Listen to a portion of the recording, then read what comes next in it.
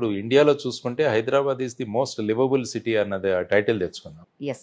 ఎందుకంటే బేసిక్గా ఇందులో చూడాల్సింది నెంబర్ 1 లొకేషన్, నెంబర్ 2 క్లైమేట్.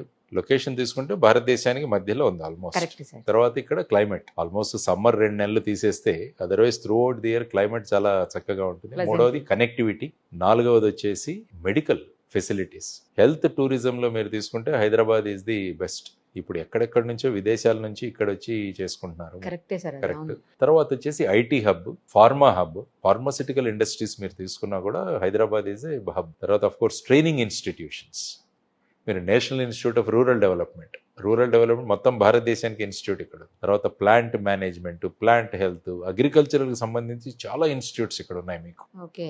తర్వాత డిఫెన్స్ ఎస్టాబ్లిష్మెంట్స్, డిఆర్డిఓ కానీ డిఎంఆర్ఎల్ కానీ ఇవన్నీ చూసుకుంటే, సో ఆ విధమైన ఇన్స్టిట్యూషన్స్ ఇవన్నీ చూసుకుంటే it is a very nice. Next ఏంటంటే అవైలబిలిటీ ఆఫ్ ల్యాండ్. ఓకే.